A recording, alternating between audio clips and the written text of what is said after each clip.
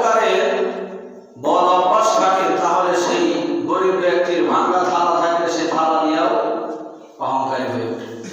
এটা একটা মানব জীবনের বদ খাসলত, খারাপ একটা দিক, যেটা কিনা শয়তানের চরিত্র। জোরে বল, এই অহংকারটা কার চরিত্র?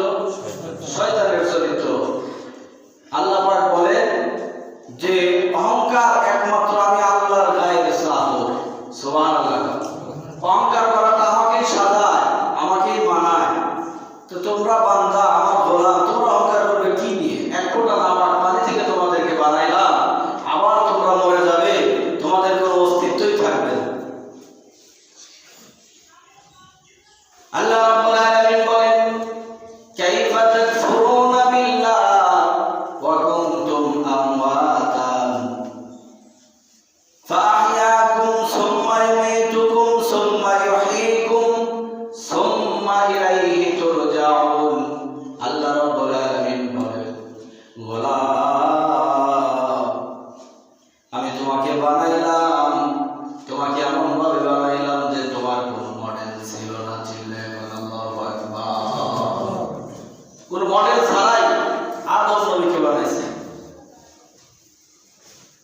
আমরা হলেন নকল প্রিয়। আমাদের দেশে একজন গায়ক আছে যার নাম নকল কুমার বিশ্বাস। রেকর্ড করা ঠিক কিনা? এইরকম প্রত্যেকটি বাঙালি জাতি নকলে পারদর্শী। সেটা কোন ইনস্ট্রুমেন্ট তৈরির ক্ষেত্রে হোক, কোন আসবাবপত্র বানানোর ক্ষেত্রে হোক, আমরা একজনেরটা দেখে দেখে সেটা ভালো করে নকল করতে পারি। আল্লাহ পাক বলেন, বান্দা রে, ও বান্দা, গোলাম শোনো, আমি যে তোমাকে বানাইলাম, কাইফা তাকফুরুনা বিল্লাহ ওয়া কুনতুম আমওয়াতান, তুমি ছিলে মৃত, তোমার কোনো অস্তিত্ব ছিল না। হাল আতা আলাল ইনসান হিনুম মিনাদ দাহরি লাম ইয়াকুন শাইআন মাযকুরা। কোন মানুষ তোমাকে জানতো না, চিনতো না, এমন একটা পরিবেশে আমি আল্লাহ তোমাকে বানাইলাম। এরপরে তুমি আল্লাহ আমার ক্ষমতাকে, আমার হুকুমকে কি করে অমান্য করো? আমি তো তোমার স্রষ্টা, আমার গোলামি করবা না, কার গোলামি করবা?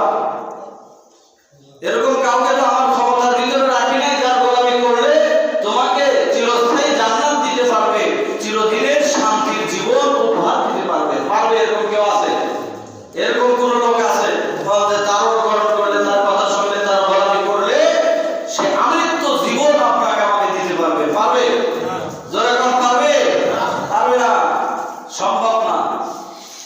আল্লাহ পাক বলেন ছোট্ট একটি সূরা, এই সূরাটিতে আল্লাহ তাআলা তার ক্ষমতার কথা উল্লেখ করতে গিয়ে বান্দাকে সচেতন করার উদ্দেশ্যে বলেন, কুল হুয়াল্লাহু আহাদ আল্লাহুস সামাদ লাম ইয়ালিদ ওয়া লাম ইউলাদ ওয়া লাম ইয়াকুল লাহু কুফুওয়ান আহাদ। আল্লাহ রাব্বুল আলামিন বলেন, আমি হলো সেই আল্লাহ, আমি হলো সেই রব, আমি হলো সেই স্রষ্টা, আমি হলো সেই মালিক। কোন মালিক? যে মালিকের ইবাদত একচ্ছত্র, যে মালিকের ইবাদত করা বাধ্যতামূলক, যে মালিকের ক্ষমতা একক। সুবহানাল্লাহ। যার ক্ষমতার ভিতরে কোন আরেকজনের অংশ নাই, যার ক্ষমতার ভিতরে হস্তক্ষেপ করার মতো আরেকজন দ্বিতীয় কেউ নাই যে তার ক্ষমতা কেড়ে নিতে পারে। এমন কেউ নাই যে আল্লাহর ক্ষমতায় হস্তক্ষেপ করে, এমন কোন লোক নাই, এমন কোন শক্তি নাই যে আল্লাহর কাছ থেকে এই বিশ্ব চলাচলের ক্ষমতা কেড়ে নেয়।